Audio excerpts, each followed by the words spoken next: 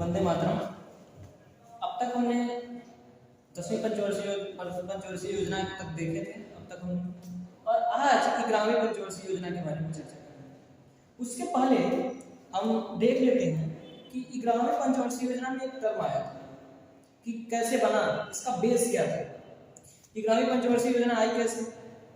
जिस प्रकार से 5 ईयर प्लान आ रहा था तो उसका एक स्टेप बाय स्टेप था और उसका फार्मूला था n = i। हमने आपको कई बार बताया है। तो n = i के फार्मूले के हिसाब से हम लोग चल रहे थे। लेकिन बाद में देखा गया कि जो भारतीय अर्थव्यवस्था है उसकी ग्रोथ तो हो रही है, आर्थिक समृद्धि हो रही है, लेकिन यहाँ का जीवन स्तर बहुत ही खराब है। जैसे साउथ अफ्रीका की तरफ बहुत ही खराब थी, बहुत खराब दयनीय दशा थी। लेकिन आर्थिक विकास तो हो रहा था, लेकिन उसकी स्थिति बहुत खराब थी भारत की। तो ऐसा क्यों था?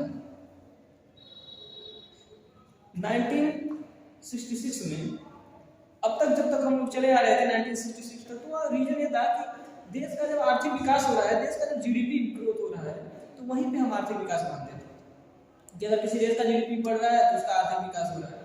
कोई भी चीज अगर बढ़ रही है, अगर किसी देश की इनकम बढ़ती जा रही है तो जीडीपी आपकी बढ़ रही है, पीसीआई बढ़ रही है तो जीडीपी बढ़ रही है। इस तरीके से हम लोग लेते थे। लेकिन 1966 के बाद एक नया टर्म आया। ग्रोथ की जगह पे जो डेवलपमेंट और ग्रोथ जो एक ही माना जाता था, उसको दो भागों में विभक्त किया गया कि जो विकास है उसका लेना देना सीधा बहुत ज्यादा उसका लेना देना समृद्धि से नहीं है। विकास और समृद्धि में अर्थात जो नेशनल इनकम बढ़ रहा है उससे पूरा ऐसा नहीं है कि नेशनल इनकम बढ़ रहा है तो विकास संबंध है उससे, इसका कोई इससे संबंध क्या किया गया अलग किया। और देखिए ये सब बेस है। और इस प्रकार से 31 दिसंबर 1966 में आसियान बैंक की स्थापना होती है, एबीडी जिसे हम बोलते हैं, एशियन डेवलपमेंट बैंक। तो उसकी स्थापना 1966 में हुई और उन्होंने एक टर्म दिया, इसे हम बोलते हैं समावेशी विकास। ये हम क्यों बता रहे हैं? क्योंकि इस मॉडल में है। तो इसका जो मुख्य उद्देश्य था, इस योजना का जो मुख्य उद्देश्य था वो था समावेशी विकास। आप लोग इसे लिख लेंगे क्योंकि हमने आज वीडियो को छोटा करने के लिए, वीडियो को बहुत ज्यादा बड़ा ना हो उसके लिए पहले सारी चीजें लिख दी। तो समावेशी विकास था और इसका मॉडल देखिए, जो इसका मॉडल था वो योजना आयोग जो हम लोगों की जो पंचवर्षीय योजना चला रही है उसने एक प्रारूप बनाया था। किसको ध्यान में रख के? उस समावेशी विकास को ध्यान में रख के। और योजना आयोग प्रारूप, उसी को योजना आयोग प्रारूप मॉडल बोलते हैं और उसी के आधार पर सारी चीजें बनाई गई थी। और किसको इंक्लूड था? वो समावेशी विकास। जब आसियान बैंक ने कहा कि किसी भी देश की जो समृद्धि है, जो पीसीआई है, नेशनल इनकम है, अगर उसका विकास हो रहा है या किसी देश की प्रति व्यक्ति बढ़ रही है तो इसका संबंध किससे है? उसके विकास से नहीं है।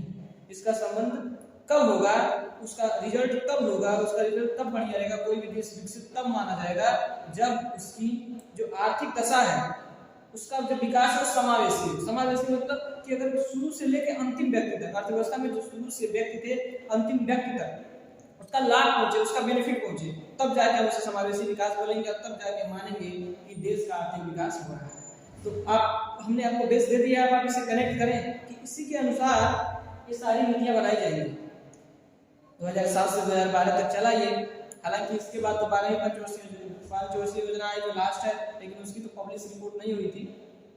तो इसी आधार पर हम इसको एनालाइज करेंगे और इसकी जो ग्रोथ रेट थी, इसके पहले वाला जो ग्रोथ रेट था नो डाउट वो बहुत बढ़िया था क्योंकि उतनी इन्फ्लक्चुएशन नहीं थी उसमें। लेकिन 2008 में क्या होता है, इस पंचवर्षीय योजना के दौरान आर्थिक मंदी आती है जिसका प्रभाव भारत में पड़ता है और इसीलिए पहले माना जाता था कि हम इसके ग्रोथ रेट को 9% रखेंगे, लेकिन मंदी को देख के हम इसको कम करते हैं और 8.1 रखते हैं और हमें मिलता है कितना है 7.9। भले लक्ष्य से कम होता है लेकिन सबसे अधिकतम अब तक जितना हुआ 11वीं पंचवर्षीय योजना में 10 से भी अधिकतम लक्ष्य में मिलता है वो 7.9। इसी आधार पर योग कैसे था, इसी आधार पर योजनाएं बनी समावेशी विकास को लेकर। और हम देखते हैं कि किस किस सन में कौन सी योजनाएं बनी। इसके लिए हमने पहले से ही लिख रखा है, हमने आपको बेस बता दिया है कि क्यों बन रही है और क्यों ये सारे टर्म आए। इसका समावेशी विकास का मतलब ये था कि छोटे जो सबसे कम आय वर्ग के लोग हैं, जो सबसे निम्न लोग हैं, उनके पास भी ये आर्थिक समृद्धि का दौर पहुंचाया है। और इसीलिए जो ये सिद्धांत था वो समावेशी विकास मॉडल पे आधारित था और योजना आयोग द्वारा तैयार किया गया था मॉडल। इसमें सबसे लोएस्ट तबका है उस पर ध्यान दिया गया था और इसी के हिसाब से देखिए मॉडल बनाया गया है। और हम देख लेते हैं 2007 में मॉडल बनाया गया। 2007 में कौन सी नीतियां आई, वो राष्ट्रीय खाद्य सुरक्षा मिशन बनाया गया। राष्ट्रीय खाद्य सुरक्षा मिशन का अर्थ है कि छोटे से छोटे व्यक्ति हैं उनके पास क्या साधन जो खाद्य व्यवस्था पहुंचे। उसके बाद राष्ट्रीय कृषि विकास योजना, अर्थात जो हमारे पास कृषि है, कृषि भूमि है, कृषि जोत की जो भूमि है उस पर बढ़ाया गया, उसके लिए ट्रैक्टर वगैरह और सारे यंत्रों की व्यवस्था की गई, बहुत सारी चीजें खर्च की गई ताकि जो राष्ट्रीय कृषि विकास योजना अर्थात कृषि का बढ़िया से विकास हो सके, हमारे और प्लांट जो है यूज हो सके कृषि। उसके बाद राष्ट्रीय स्वास्थ्य बीमा योजना, ये किसने चलाई गई थी? ये जो क्षेत्रीय जो संगठित क्षेत्र है उसमें तो बीमा मिल ही जाता है। जो संगठित क्षेत्र होते हैं, सरकारी कंपनियां होते हैं या जो बहुत बड़ी कंपनियां होती है उसमें बीमा होता है, लेकिन जो असंगठित क्षेत्र होते हैं छोटे मोटे उसमें नहीं होता है। इसीलिए सरकार खुद अपने हाथ में लेती है और इसे राष्ट्रीय स्वास्थ्य बीमा योजना की शुरुआत 2007 में हुई थी। इसके अलावा हम देखेंगे कि इसके अलावा 2009 में कौन कौन सी कार्यक्रम चलाई गई, वो राष्ट्रीय माध्यमिक शिक्षा मिशन। अभी इसके बारे में चर्चा करेंगे राष्ट्रीय माध्यमिक शिक्षा मिशन के बारे में कि क्यों चलाई गई।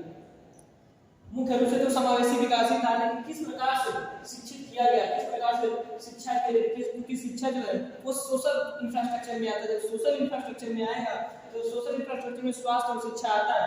तो किस प्रकार से हम स्वास्थ्य को देख लिया है, हमने स्वास्थ्य को अभी हमें स्वास्थ्य को भी देखना है और शिक्षा को भी देखना है। तो हम बताएंगे स्ट्रक्चर उसका अलग ही फॉर्म होगा कि ऐसे किस प्रकार से हम स्वास्थ्य और शिक्षा के बारे में हमने प्लान बनाया था और नियम बनाए थे, किस स्टेप में वो हम इंफ्रास्ट्रक्चर के बारे में जब पढ़ेंगे तब उसके बारे में चर्चा होगी। तो हम यहाँ पे देखिए हमें तीसरी पंचवर्षीय योजना में प्राइमरी जो प्राथमिक शिक्षा था हमने उसको डिस्कस किया था, जिक्र किया था, लेकिन इसमें माध्यमिक शिक्षा था जो 6 to 8 था उसको भी शामिल किया गया था।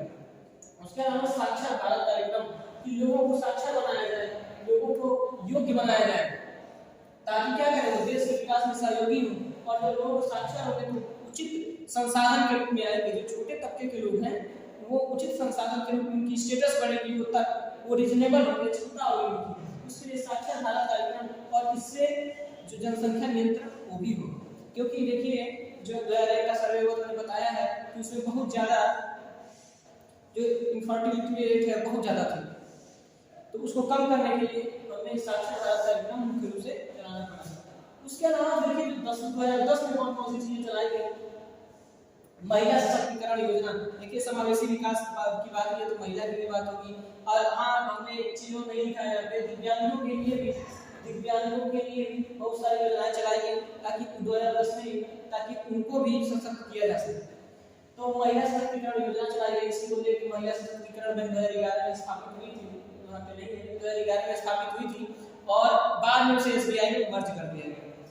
इसके बाद हम देखेंगे पीएसयू मतलब जो सार्वजनिक क्षेत्र की कंपनियां थी वो महारत्न का कॉन्सेप्ट आया और महारत्न का कॉन्सेप्ट का ये था कि जो सार्वजनिक क्षेत्र की कंपनियां हैं उनको कोई विशेष अधिकार दिया जाए, क्वालिटी एंड एडमिनिस्ट्रेशन की विशेष सुविधा दी जाए, विशेष छूट दी जाए ताकि वो अपना निर्णय ले सके, वो विदेशों में निवेश कर सके, एफडीआई कर सके, इससे देश का विकास और ग्रोथ हो। उसके बाद राष्ट्रीय ग्रामीण आजीविका मिशन के द्वारा पोषक तत्वों को सप्लाई किए, इसका अर्थ ये है कि जो राष्ट्रीय ग्रामीण मिशन, इसका अर्थ ये है कि जो रोजगार है हम लोगों का, जो रोजगार के माध्यम से जो ग्रामीण आजीविका अर्थात तो अपना आजीविका चला सके, इसलिए राष्ट्रीय ग्रामीण आजीविका मिशन चलाया गया। इसके अंदर लोगों को व्यापक रूप में रोजगार दिया गया। तो नीचे तबके के लोग देखिए ये सारी चीजें समावेशी की बात है तो नीचे तबके के लिए ज्यादा जरूरी है, इसीलिए राष्ट्रीय ग्रामीण आजीविका मिशन चलाया गया ताकि नीचे के तबके के लोगों को रोजगार दिया जाए, जिससे उनका स्टेटस मजबूत हो। राष्ट्रीय आवास योजना देखिए ये भी बहुत जरूरी है समावेशी विकास के लिए कि लोगों के पास आवास होना चाहिए, घर होना चाहिए बढ़िया, तभी तो उनका स्टेटस बढ़िया होगा, तभी तो उनका विकास होगा। ये तो घर बनाने में कई साल लग जाता है, लोगों को घर बनाने में बहुत टाइम लगता है ना घर बनाने में, इसीलिए राष्ट्रीय आवास योजना के तहत उनको घर दिया गया ताकि उनका स्टेटस क्या हो बढ़िया और रीजनेबल। राष्ट्रीय खाद्य सुरक्षा मिशन के बारे में ये था कि पोषण इतना जरूरी था ताकि लोग स्वस्थ हो, काम करें और उनका विकास हो।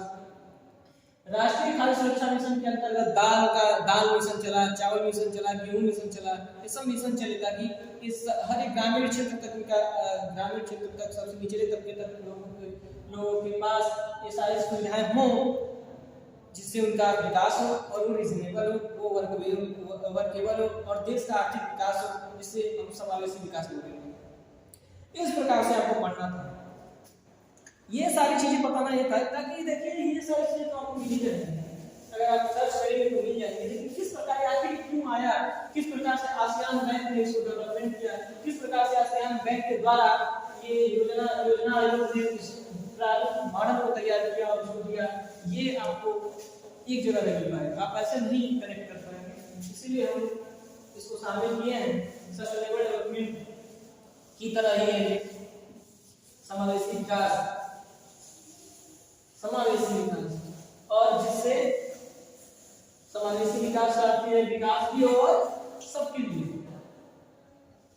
हो।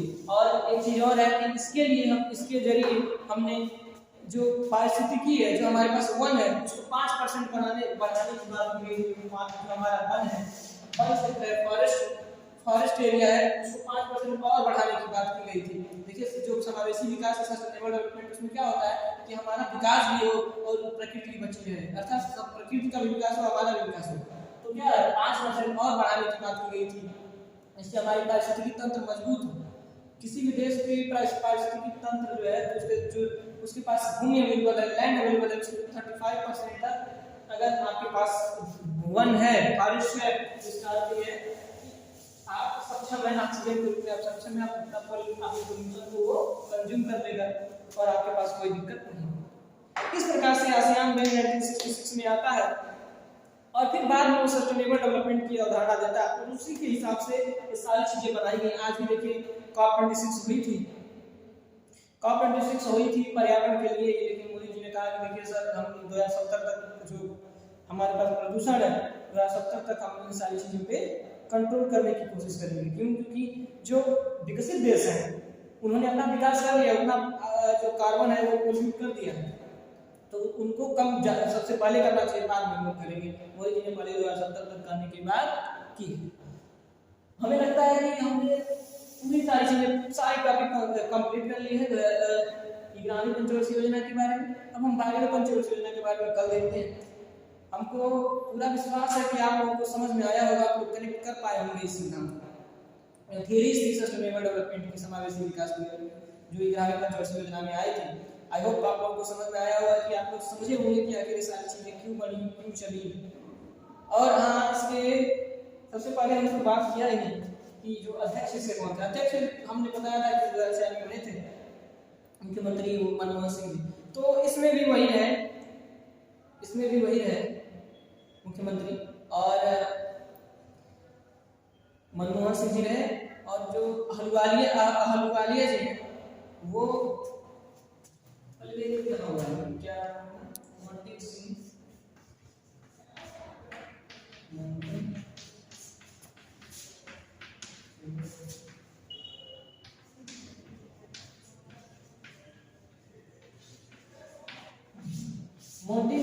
मोंटेक सिंह अहलुवालिया ये उपाध्यक्ष है इस योजना आयोग के।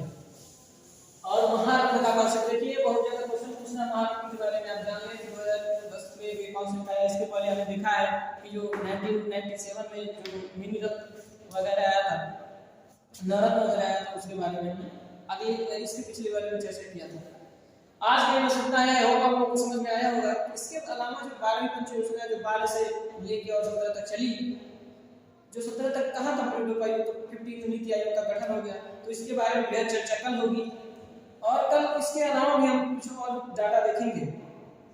आज के लिए बस इतना ही। हमें उम्मीद है कि आप लोगों को समझ में आया होगा। सारे इंपॉर्टेंट फीचर, सारी चीजें क्यों आई, सब बता दिया है। तो धन्यवाद। आज के लिए बस इतना ही। वंदे मातरम।